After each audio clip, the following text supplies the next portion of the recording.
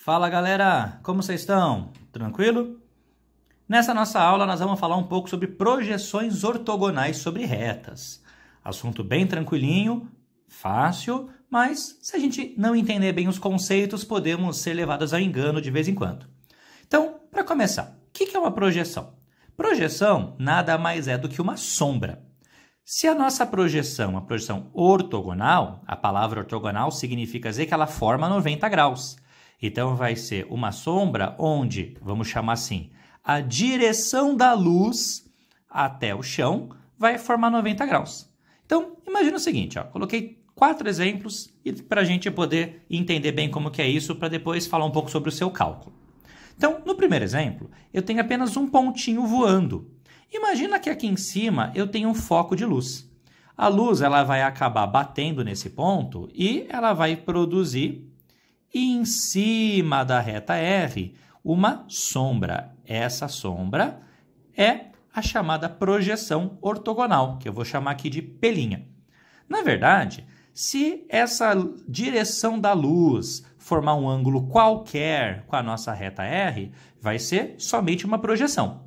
Agora, se esse ângulo formado for um ângulo de 90 graus, aí sim, realmente, o pelinha é a projeção ortogonal.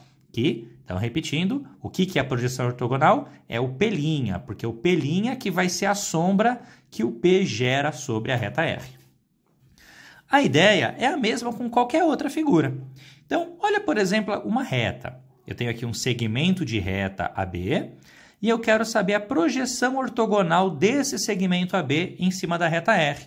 A ideia é a mesma, ó. Começa com os pontinhos de extremidade. O ponto A, a sombra dele estaria aqui embaixo, ó. Esse aqui vai ser o ponto A'. O ponto B, a sombra dele estaria aqui embaixo, ó, formando 90 graus. Afinal, é projeção ortogonal. Esse aqui é o ponto B'. E aí, como o segmento de reta vai do A até o B, a sombra vai ser do A' até o B'. Ó. Vamos reforçar ela aqui para ficar mais fácil de enxergar. Então, essa sombra é a projeção ortogonal. Ah, mas e nesse caso aqui? Olha só, o segmento de reta AB, ele já é ortogonal à reta R. Ou seja, se eu for pensar na sombra do ponto A, ela vai vindo por aqui. Essa aqui vai ser a sombra do ponto A, que é o A'. Se eu for fazer a sombra do ponto B, ó, a direção é a mesma, vai bater no mesmo ponto. Ó. Então, A' é igual a B'. Ou seja, a projeção ortogonal do segmento AB sobre a reta R vai ser apenas um pontinho. Posso fazer isso com qualquer outra figura geométrica. Eu coloquei aqui o nosso último exemplo, um triângulo. Então, começa pensando nos pontinhos. Ó. A sombra, a projeção ortogonal do AB sobre a reta R vai ser esse ponto aqui, a linha. A projeção ortogonal do B sobre a reta R vai ser esse ponto aqui, que é o B'. A projeção ortogonal do C, também sobre a reta R, vai ser esse ponto, que é o C'. Então, pensei nos 3 pontos. A partir daí, ó, a projeção ortogonal, a sombra do nosso triângulo, vai ser exatamente esse segmento. Agora, a nossa questão é, legal, eu sei o que é projeção ortogonal, mas e se eu precisar calcular a sua medida? A ideia é bem simples. Então, ó, já fiz um desenho um pouquinho mais elaborado aqui.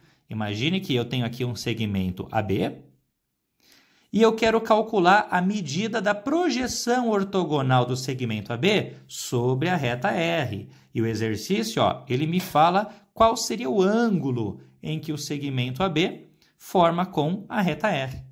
Então, olha só, já adiantei um pouquinho o nosso trabalho, ó. A projeção ortogonal do ponto A sobre a reta R é o ponto A'. A projeção ortogonal do ponto B sobre a reta R é o ponto B'.